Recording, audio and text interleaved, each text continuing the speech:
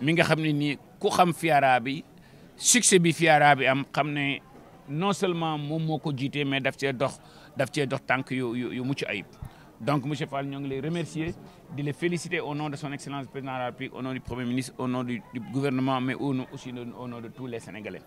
tey nag li taxoon ñu gën fee ñëw li tax ma gën a kontaan ci ñëw tey bi mooy signature bi nga xam ne ni ensemble avec président Nour président CNCR signé nañ fi benn convention de partenariat. damay wax souvent sama équipe yi ma ne leen CNCR bi léegi mooy presque think tank ministère bi. suñuy xalaat moom la ñuy xalaatandoo suñu amee li ñu jaaxal moom la ñuy njëkk a waxtaanal suñu bëggee tate pour xam li baykat yi bëgg li ñu bañ fi ñu bëgg ñu dem CNCR la ñuy waxtaan ak certes ak yeneen organisation paysannes yi. donc président Nazir ñoo ngi lay gërëm di la sant di la féliciter di féliciter say équipe ci liggéey bii ñu seq te nga jox ci jéego yu rafet. président Sissoko nag mënuñoo tudd CNCR féliciter CNCR féliciter président Nazir te tudduñu président Sissoko li ñu koy ñaan rek mooy yàlla na ko yàlla bàyyi ci kanam njaboot gi lu yàgg. donc rôle bi nga xam ne ni mi ngi ko joué ANCAR comme PCA yàlla na ko ci yàlla may ndam. di féliciter aussi directeur DG wu CICES bi ñu duggee fii ba léegi gis ngeen organisation bi ni mu doyee waar nouveauté yi nga xam ne nii mi ngi lëkkaloog monsieur Fall di ko ci def di Cameroun nañ gis nañ ko fi gis nañ fi Guinéens yi gis nañ aussi xale yi mag ñi ndaw ñi éleveurs yi agriculteur bi noonu gis nañ aussi équipementier yi loolu yëpp moo lay wan ne rek Sénégal mi ngi ci su ma ne woon par exemple souveraineté alimentaire avion la mun naa ne ñoo ngi ci piste bi di daw pour décoller. li may lancer appel bi may lancer rek à la jeunesse ce pays là nous allons le co-construire ensemble l'avenir se joue maintenant. damay wax souvent ma ne dañuy importer 1070 milliards tey jii ku dugg ci FIARA bi dugg ci CICES ànd ak CNCR gis liñ fi def li fi agriculteurs yi def li fi éleveurs yi def li fi jeunes yi di def li fi femmes yi def transformateurs yi transformatrices yi équipementiers yi ba ci digitalisation bi éleveurs yi aussi man dama gëm ne Sénégal bii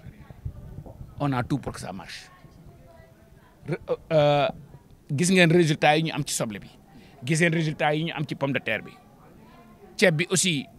li ñu naan ci naree neex su baxee xeeñ gis ngeen liggéey bu mucc ay bi sayet di def ak producteurs yi aussi son excellence président de la République ak premier ministre bi fa nañ li may ñaan sénégalais yi nañ leen yokk jox confiance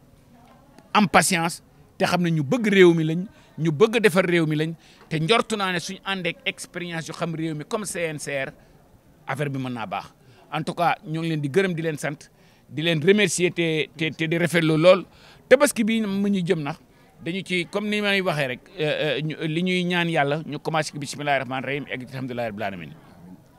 demoon naa Mauritanie démb Sénégal mi ngi soxla pour tabaski bi te su may wax soxla pour tabaski bi mooy marché liy jaar ci marché yi xam nga 830 000 moutons yi jaar ci marché yi bokkul ak ñi yar ci biir kër gi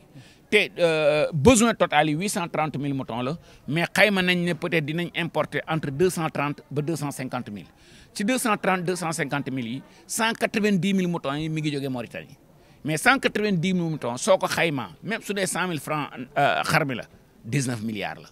donc loolu moo lay wan opportunité yi nekk ci agriculture ak élevage tey jii marché tabaski soo ko xaymaa presque nekk na entre 200 milliards ba 230 milliards loolu moo lay wan ne élevage bi lu am solo la ci réew mi agriculture bi lu am solo ci réew mi sur les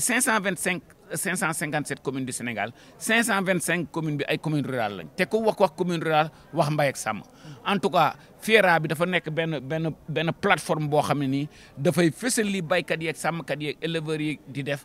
mag yi ak ndaw ñi ak transformatrices yi donc monsieur Fall nous vous disons encore un grand merci donc je vous remercie. Merci. D'abord, permettez-moi de remercier, de féliciter de nouveau M. Fall. Aujourd'hui, ce qui m'a le plus marqué, c'est d'avoir signé cette convention de partenariat avec CNCR et aussi d'être accompagné depuis le début par le directeur de la foire. Mais au-delà de la richesse des exposants, j'ai vu qu'aussi cette foire est aussi une plateforme d'intégration régionale. J'ai vu les Camerounais, nous avons rencontré nos frères et nos sœurs de la Guinée. Cela montre qu'aujourd'hui, le message de la FIARA, c'est un message d'intégration, mais aussi un message de souveraineté alimentaire et aussi de l'émancipation de la femme et aussi une jeunesse qui en veut. J'ai rencontré des jeunes et des femmes qui suivent la chaîne de valeur de l'agriculture et de l'élevage pour faire des produits transformés à base de produits locaux. Ça, c'est une fierté. Nous avons rencontré des éleveurs et je me réjouis de voir l'engouement qu'il y a aujourd'hui autour de l'élevage et de l'agriculture. Permettez-moi au passage de remercier au fond du cœur et au nom de son Excellence le Président de la République, au nom du Premier ministre, au nom de tout le peuple sénégalais, l'excellent travail que CNCR est en train de faire. Depuis le début, CNCR nous a montré que ce sont des partenaires de taille. Nous réfléchissons ensemble, nous relevons les défis ensemble, que ce soit pour l'agriculture, mais aussi que ce soit pour l'élevage. Nous allons vers un événement de taille qui est la Tabaski. Je viens juste de rentrer de la Mauritanie. Nous allons importer dans l'ordre de 190 000 moutons. 190 000 moutons venant de la Mauritanie, à raison de 100 000 francs CFA, c'est 19 milliards de francs CFA. Je me permets de lancer au nom de tout le peuple sénégalais un appel aux Sénégalais. Lançons-nous le défi de produire ces 199 000 moutons ici et aujourd'hui avoir l'excellent travail que vous êtes en train de faire. Comment l'élevage a été vulgarisé à travers cette FIARA. J'ai l'intime conviction qu'avec un tout petit peu d'organisation, on peut réussir ce pari. Revenons maintenant sur les opportunités, encore sur l'agriculture et sur l'élevage. Nous avons vu la production record de pommes de terre qui tourne aux environs de 250 000 tonnes. Nous avons vu la production record d'oignons qui tourne aux environs de 450 000 tonnes. Cela montre quoi? Cela montre qu'au-delà de vouloir et de pouvoir produire, la nécessité d'exporter, la nécessité de transformer localement devient un impératif. Raison pour laquelle, quand je vois toutes ces jeunes, toutes ces femmes, avec l'appui de la FIARA, avec l'appui de la foire, avec l'appui des organisations paysannes, nous présenter des produits transformés, made in Sénégal, à base de produits locaux, c'est exactement ce que le référentiel 2050 dit, c'est exactement ce que son Excellence le Président de la République et le Premier ministre disent. En tout cas, bravo CNCR, bravo à la FIARA, bravo au DG et producteurs et productrices, éleveurs. Ce gouvernement dirigé par son Excellence le Président de la République et le Premier ministre, nous vont vous accompagner, seront à vos côtés. Nous venons de signer des projets comme FSR, plus de 120 milliards. Et pourtant, on a déjà des projets en cours qui tournent aux environs de 320 millions de dollars. Cela veut dire que l'argent, certes, ce n'est pas un problème, c'est la discipline dans l'exécution, c'est la rigueur dans l'exécution et c'est la rigueur dans la production. En tout cas, bravo, Gatchengalama FIARA, Gatchengalama CNCR, DG, un grand merci, les producteurs et les productrices, le gouvernement et les éleveurs, le gouvernement est là pour l'agriculture familiale, pour le pastoralisme, pour développer la petite agriculture et l'élevage pastoral. Je vous remercie. Je suis satisfait de revenir ici. Mais combien aussi je suis satisfait de signer cette convention de partenariat avec le président Nazir en présence de tous ses collaborateurs. Vous savez pourquoi je me réjouis de cette signature-là? CNCR, ce n'est plus maintenant une plateforme paysanne. CNCR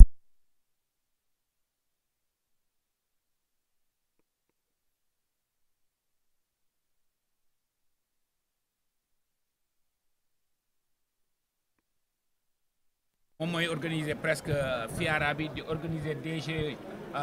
foire bi di wax ne rek ak mbégte mu mag a mag a mag a mag moom laa ñëwee fii di signer convention de partenariat bi ak CNCR. CNCR nag pour man dama ne nekkatul rek organisation paysanne boo xam ne nii day ñëw di défendre ay intérêts paysans yi léegi dépassé na foofu léegi bañ na ko ba toll na ci ministère bi foo ci en terme de collaboration foo xam ne lépp loo xam ne nii dañ koy bëgg a def di ko mébét di ko nal di saytu nan lañ ko mën a defee ba mu yombee ci baykat bu ndaw bi agriculteur familial bi ak éleveur bi dañ ciy diisoo ak CNCR mu ñu ci xalaatal di ñu ci doxal. Donc président Nazir ñoo ngi lay gërëm di la sant te di rafetlu lool ànd bi nga xam ne nii CNCR mi ngi koy ànd ak ministère de l'agriculture, de la souveraineté alimentaire et de l'élevage. CNCR nag mënuñu wax CNCR te tudduñu président Cissokho donc président Cissokho ñoo ngi koy ñaanal yàlla bàyyi ko ci kanam njaboot gi lu yàgg te ñu yàgg monsieur Fall yow tamit ñu yàgg ñëw fii di ci fier bi di fête fier bi di am contentement bu mag ci président Nazir ak ses partenaires là bi ñuy nal anglais bi réforme yi ñu ci def yëpp ñoo ci ànd bi ñuy saytu dépouillement opérateurs yi ci engrais yi ñun ñoo ci ànd lu réflexion yu bari loi d'orientation agro-sylvo-pastorale bi xel ci ñi njëkk maa xelal pour ñu dox ci sa xalaat bu rafet bii la jógee donc président Nazir ñu ngi lay gërëm di la sant te dinañ di ñaan yàlla nawet bii ñu dëgmal yàlla nañ commencé bismillahi rahmaani rahim eggale ci alhamdulillahi rabbil alamin tabaski bi aussi ñu commencé ko ci bismillahi rahmaani rahim aussi eggale ci alhamdulillahi rabbil alamin merci. Une organisation digne de son nom, un partenaire avec qui le Sénégal peut compter et président monsieur au nom de son excellence le président de la République, du premier ministre, de tout le gouvernement, mais aussi de toute la population sénégalaise, nous vous disons un grand merci. Un grand merci aussi au président Cissokho. Nous ne pouvons pas parler de la CNCR sans pour autant parler de Cissokho, mais je sais que président Nazir, avec votre leadership et le leadership de tous vos collaborateurs, à chaque fois que nous avons des choses qui nous semblent un peu compliquées, des choses où nous voulons tâter l'opinion des cultivateurs, des paysans, des éleveurs au Sénégal, nous vous adressons la parole et vous ne nous avez jamais déçus. En tout cas, c'est une grande fierté pour moi de venir ici, de signer cette convention de partenariat avec vous. Nous comptons travailler avec toutes les organisations paysannes, mais un grand bravo encore une fois de plus à votre organisation. Et merci beaucoup. Merci. D'abord, je veux féliciter suñu natango bi nga xamné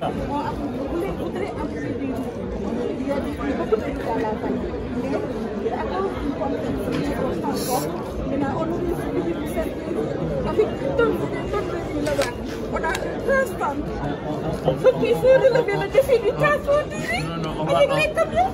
On va relever. C'est ça, hein? C'est ça la grande alliance.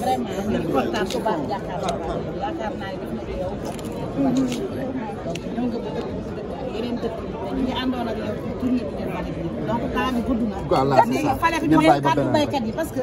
ñun bu ñu gisee fii dañuy am lu ñu yëg ndax en tant que baykat yi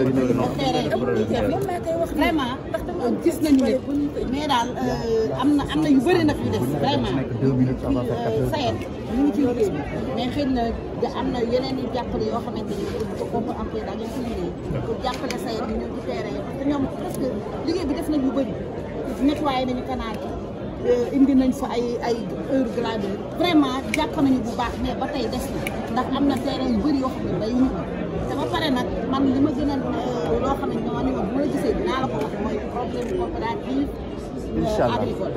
kooku suñu mébét la yoo xam ne mais nag problème bi mooy affaire bi ba léegi leeragul suñu bopp ñun baykat man sama bopp man maa fay ñëw voilà dama bëgg a def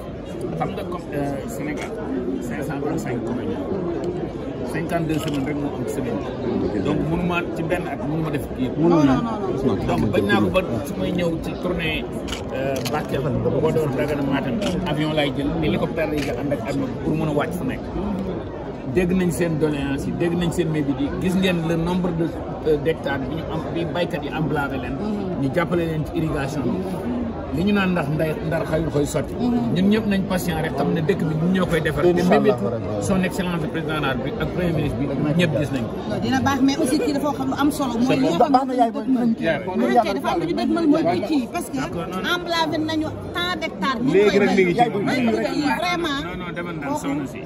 demal daan non taxal ma woon la dama lay wax leer ko nekk bëggee def 10 minutes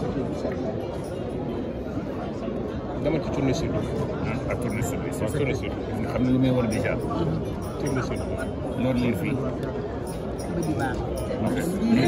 liiral mu dégg voilà liiral mu dégg ok merci Ali ça fait plaisir. ça fait même pas 5 minutes ñu ngi koy wax loolu yow li ngay kaas non liiral li